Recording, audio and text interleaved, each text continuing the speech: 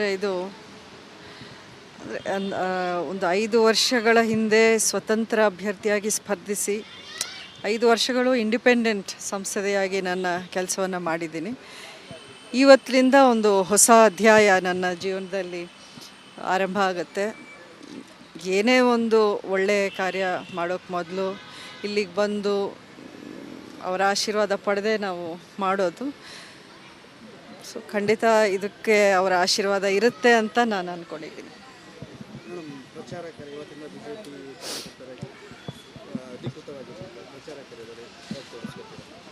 ಅಲ್ಲ, ಖಂಡಿತ ಇವತ್ತು ಮೊದಲನೇದಾಗಿ ಅಧಿಕೃತವಾಗಿ ಸೇರ್ಪಡೆ ಆಗೊಂದು ಫಾರ್ಮ್ಯಾಲಿಟೀಸ್ ಎಲ್ಲ ಇರುತ್ತೆ, ಅದನ್ನೆಲ್ಲ ಮುಗಿಸಿ ಅದಾದಮೇಲೆ ಎಲೆಕ್ಷನ್ನು ಡೇಟ್ಸು ಯಾವ್ಯಾವ ರೀತಿ ಎಲ್ಲೆಲ್ಲಿಗೆ ಅನ್ನೋದನ್ನು ಅವರು ಪ್ಲ್ಯಾನ್ ಮಾಡಿ ಕೂತ್ಕೊಂಡು ಚರ್ಚೆ ಮಾಡೋದು ಕಾರ್ಯಕ್ರಮ ಇದೆ.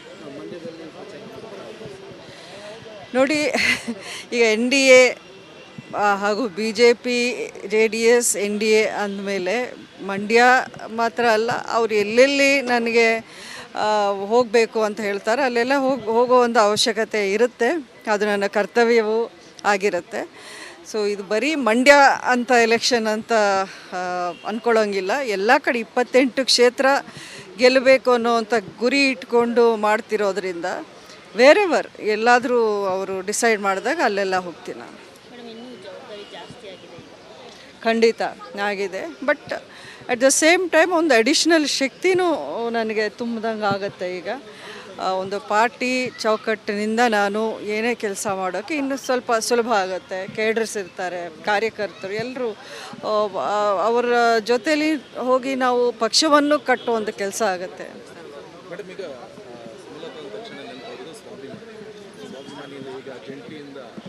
ಜಂಟಿ ಆಗ್ತಾ ಇದ್ರೆ ಈಗ ಕುಮಾರಸ್ವಾಮಿ ಅವರು ಸಪೋರ್ಟ್ ಮಾಡ್ತಾರೆ, ನಿಮ್ಮ ಒಂದು ಸಪೋರ್ಟಿಂದ ಎಷ್ಟು ಮಟ್ಟಿಗೆ ಬಲಬದ್ಧಂತ ಆಗುತ್ತೆ? ನೋಡಿ, ಒಂದು ವಿಷಯ ಹೇಳ್ತೀನಿ.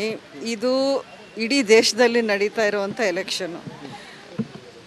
ನಮ್ಮ ಕರ್ನಾಟಕ ರಾಜ್ಯದಲ್ಲಿ 28 ಕ್ಷೇತ್ರಗಳಲ್ಲಿ ನಡೀತಾ ಇರುವಂಥ ಎಲೆಕ್ಷನ್. ಇದು ಬರೀ ಮಂಡ್ಯ, ನಾನು, JDS, ಕುಮಾರಸ್ವಾಮಿ ಅವರು ಅದಂತ ಅಲ್ಲ. ಸೊ ಇದನ್ನು ಬಿಟ್ಟು ನಾವು, ನನ್ನ ಉದ್ದೇಶ ಏನು ಅಂತಂದರೆ PM ಮೋದಿ ಅವರು ಮತ್ತೊಮ್ಮೆ ಪ್ರಧಾನಿ ಆಗಬೇಕು. NDA ಅತ್ಯಂತ ಒಂದು ಹೆಚ್ಚಿನ ಸೀಟುಗಳ ಒಂದು ಯಶಸ್ವಿಯನ್ನು ಅವರು ಪಡೆದು ಮತ್ತೆ ಸರ್ಕಾರ ರಚನೆ ಮಾಡಬೇಕು. ಇದಷ್ಟೇ ನಮ್ಮ ಮೈಂಡಲ್ಲಿರೋದು.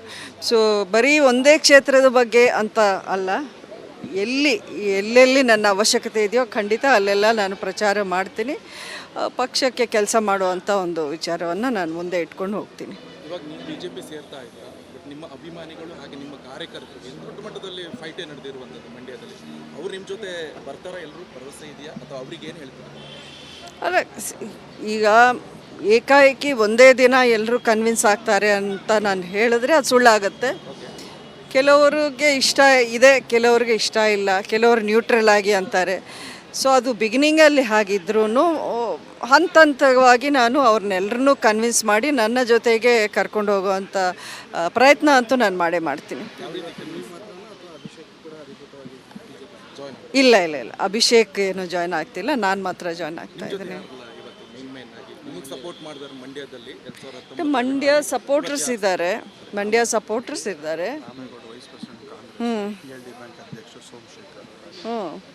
ಅಂದರೆ ನಮ್ಮ ಬೆಂಬಲಿಗರ ಅವರ ಒಂದು, ಈಗ ನೋಡಿದಿರಲ್ಲ, ಎಲ್ಲ ಮಂಡ್ಯದಿಂದನೇ ಅವರೆಲ್ಲ ಬಂದಿರೋದು.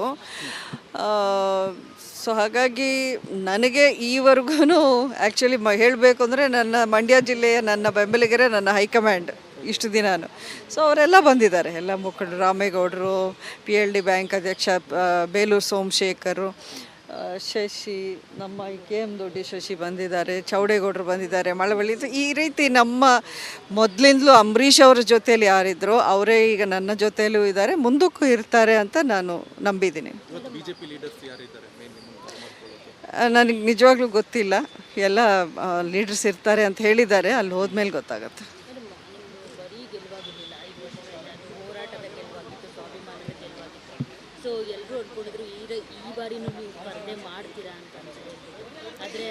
ನೋಡಿ, ಅದು ನಾವು ರಿಯಲಿಸ್ಟಿಕ್ ಆಗಿರಬೇಕು. ಅದೇ ಆಗಿರೋದೇ 52 ವರ್ಷ ಆದಮೇಲೆ ಒಬ್ಬರು ಇಂಡಿಪೆಂಡೆಂಟ್ ಆಗಿ MP ಎಲೆಕ್ಷನಲ್ಲಿ ಗೆದ್ದಿದ್ದು. ಅದು ಪ್ರತಿ ಬಾರಿ ರಿಪೀಟ್ ಆಗುತ್ತೆ ಅಂದ್ಕೊಳ್ಳೋದು ತಪ್ಪಾಗುತ್ತೆ. ಆ ರೀತಿ ಅದೇ ನಾನು ಮೊನ್ನೆ ಹೇಳಿದ್ದಂಗೆ ಹಠಕ್ಕೆ ಏನೋ ನಾನು ನಿಂತು ಏನೋ ಒಂದು ಸಾಧಿಸಬೇಕು ಅನ್ನೋದಕ್ಕಿಂತ ಈಗ ನಮ್ಮ ದೇಶಕ್ಕೆ ಯಾವ ಒಂದು ಸರ್ಕಾರ ಬೇಕಾಗಿದೆ, ಯಾರ ನೇತೃತ್ವ ಬೇಕಾಗಿದೆ, ಅದನ್ನು ನಾನು ಯೋಚನೆ ಮಾಡಿದ್ದೀನಿ. ಬರೀ ನಂದು ಬಗ್ಗೆನೇ ನಾನು ಯೋಚನೆ ಮಾಡಿದರೆ ಸಾಕಷ್ಟು ಅವಕಾಶಗಳಿತ್ತು, ನಾನು ಅದನ್ನು ಚೂಸ್ ಮಾಡಿಲ್ಲ. ಸೊ ನನ್ನ ಆಯ್ಕೆಗಳು ಸ್ವಲ್ಪ ನಿಮಗೆ ವಿಭಿನ್ನ ಅನ್ನಿಸ್ಬೋದು, ಬಟ್ ನಾನು ಹಾಗೇನೆ. ಆ್ಯಕ್ಚುಲಿ ನೀವು ಸಕ್ರಿಯವಾಗಿ ರಾಜಕಾರಣಕ್ಕೆ ಇಳಿದಿದ್ದೀರಿ. ನೀವೊಂದು ರಾಜಕಾರಣಕ್ಕೆ ಬರಬೇಕಂತ ಬಂದವರಲ್ಲ, ಚಿತ್ರನಟಿ ಆಗಿದ್ದವರು. ಹೌದು. ಅಂಬರೀಷ್ ಅವರು ರಾಜಕಾರಣದಲ್ಲಿ ಇದ್ದವರು. ಬಟ್ ಇವಾಗ ಹಿಂದಿನ ಸಿಚುವೇಶನ್ ಇವಾಗಿನ ಸಿಚುವೇಶನ್ ಯಾವ ರೀತಿಯಾಗಿ ಬದಲಾವಣೆ ಆಗಿರುವಂಥದ್ದು, ನೀವು ಕೂಡ ಪೈಪೋಟಿಯಲ್ಲಿ ವಿನ್ ಆಗಿರೋದು, ಈಗ ಒಂದು ದೊಡ್ಡ ಪಕ್ಷದ NDA ಪಕ್ಷದ ಒಂದು ಸಪೋರ್ಟ್ ಮಾಡ್ತಾ ಇದ್ದೀರಾ, ಏನು ಹೇಳ್ತೀರಾ? ಅಲ್ಲ, ಖಂಡಿತ ಎಲ್ಲ ಎಲೆಕ್ಷನು ಒಂದೇ ರೀತಿ ನಡೆಯಲ್ಲ. ಸಿಚುವೇಶನ್ಸ್ ರಾಜಕಾರಣದಲ್ಲಿ ಪ್ರತಿಯೊಂದು ಎಲೆಕ್ಷನಲ್ಲೂ ಸಮಯ ಸಂದರ್ಭ ಅದಕ್ಕೆ ಅನುಕೂಲವಾಗಿ ಬೇರೆ ಬೇರೆ ಇದು ನಿರ್ಧಾರಗಳು ತೀರ್ಮಾನ ಎಲ್ಲ ಬದಲಾಗುತ್ತೆ, ನಿಜ.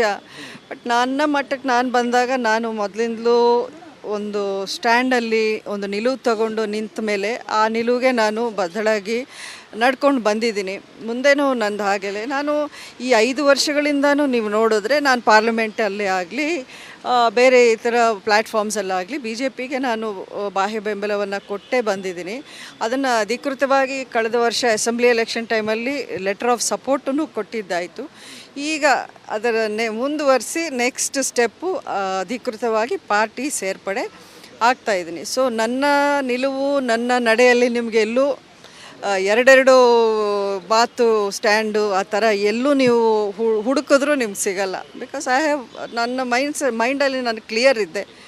ನನಗೆ ಅವರ BJP ಸಿದ್ಧಾಂತಗಳಿರಲಿ, ಐಡಿಯಾಲಜೀಸ್, ನನ್ನ ಅನಿಸಿಕೆಗಳಿಗೆ ಅದು ತುಂಬ ಹತ್ತಿರವಾದದ್ದು ಅಂತ ನನಗನ್ಸುತ್ತೆ.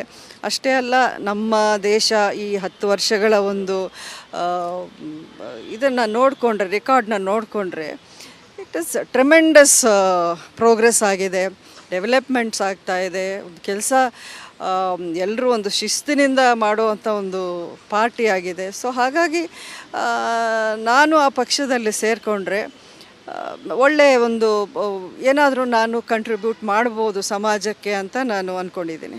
ಈಗ ನಿರೀಕ್ಷೆಗಳಿದೆ ನನಗೆ ಪಕ್ಷ ಸೇರ್ತಿಲ್ಲ, ಅಧಿಕೃತವಾಗಿ ಪಕ್ಷ ಸೇರ್ಪಡೆ ಆಗ್ತಿದ್ದೀರಾ, ಈಗ MP ಆಗಿರ್ಬೋದು, ಈಗ MP ತೆಗಿತಿಲ್ಲ, ಏನು ನಿರೀಕ್ಷೆ ಇದೆ BJP ಪಾರ್ಟಿಯಲ್ಲಿ? ನೀವು ಸ್ಥಾನಮಾನಗಳೇನಾದ್ರು ಕೇಳಿದ್ದೀರಾ? ಸ್ಥಾನಮಾನನೇ ನಿರೀಕ್ಷೆ ಅಂದ್ಕೊಂಡಿದ್ರೆ ನಾನು ಹೇಳ್ದಂಗೆ ಬೇರೆ ಅವಕಾಶ ನಾನು ತಗೋಬೋದಾಗಿತ್ತಲ್ಲ. ಬೇರೆ ಕಡೆಯಿಂದ ಕಂಟೆಸ್ಟ್ ಮಾಡೋವಂಥ ಅವಕಾಶ ಪಕ್ಷದಿಂದನೇ ಆಫರ್ ಇದ್ದಾಗ ನಾನು ಬೇಡ ಅಂದವಳು. ಸೊ ನಾನು ಸ್ಥಾನಮಾನ ನಿರೀಕ್ಷೆ ಇಟ್ಕೊಂಡು ಯಾವುದೂ ನಾನು ಹೆಜ್ಜೆ ಹಾಕಲ್ಲ. ನನ್ನದೇ ಬೇರೆ ಯೋಚನೆ ಇರುತ್ತೆ, ಅದರಂತೆ ನಾನು ನಡ್ಕೊತೀನಿ. ಇಲ್ಲೀಗ ನಿಮ್ಮ 2019 ಜನರು ನಿಮ್ಗೆ ಹೈಕಮಾಂಡ್ ಬರುವಂಥದ್ದು, ನಿಮ್ಮ ಅಭಿಮಾನಿಗಳು ಹೈಕಮಾಂಡ್. ಇವಾಗ ಏನಾಗ್ತಿದೆ ಅಂತ ಹೇಳಿದ್ರೆ, ಇವಾಗ 2 ಹೈಕಮಾಂಡ್ NDA ಜೊತೆ ಅಂದರೆ ನೀವು ಸಪೋರ್ಟ್ ಮಾಡ್ತಾ ಇದ್ದೀರಾ. ಅವ್ರು ಏನೇ ಜವಾಬ್ದಾರಿ ಕೊಟ್ಟರು ಹೈಕಮಾಂಡ್ ನೀವು ನಿಭಾಯಿಸ್ತೀರಾ? ಅಲ್ಲ, ಖಂಡಿತ. ಏನೇ ಜವಾಬ್ದಾರಿ ಕೊಟ್ಟರೆ ಒಂದು ಪಕ್ಷ ಅಂತ ಸೇರ್ಕೊಂಡ ಮೇಲೆ we have to go. Party ತೀರ್ಮಾನ ಏನಿರುತ್ತೆ ಅದೇ ನಮ್ಮ ತೀರ್ಮಾನ, ನಮ್ಮ ನಿಲುವು ಆಗಿರಬೇಕು. ಇಲ್ಲಾಂದರೆ ಪಕ್ಷ ಏನಕ್ಕೆ ಸೇರಬೇಕು, ಇಂಡಿಪೆಂಡೆಂಟ್ ಆಗೇ ಇರ್ಬೋದಲ್ಲ. ಸೊ ಹಾಗಾಗಿ ಅದರಲ್ಲೇನು ಎರಡನೇ ಮಾತಿಲ್ಲ. ಉಳಿದಿದ್ದು ಪಕ್ಷದಲ್ಲೂ ಒಂದು ಡೆಮೊಕ್ರೆಟಿಕ್ ವೇ ಇರುತ್ತೆ, ಒಂದಷ್ಟು ಡಿಸ್ಕಷನ್ಸ್ ಮಾಡಿ ಒಂದು ಫೈನಲ್ ಕನ್ಕ್ಲೂಷನ್ ಬರುವಂಥ ಕೆಲವೊಂದು ನಿರ್ಧಾರಗಳಿರ್ಬೋದು. ಅದನ್ನು ನೋಡಬೇಕು ಯಾವ ರೀತಿ ಮಾಡೋದು.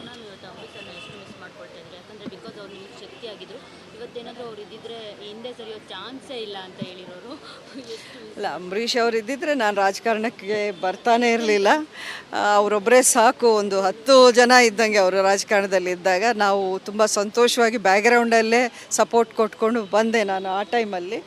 ಸೊ ಖಂಡಿತ ನನ್ನ ನಿರ್ಧಾರ ಅವರು ಮೆಚ್ಚುತ್ತಾರೆ ಅನ್ನೋ ವಿಶ್ವಾಸ ನನಗಿದೆ.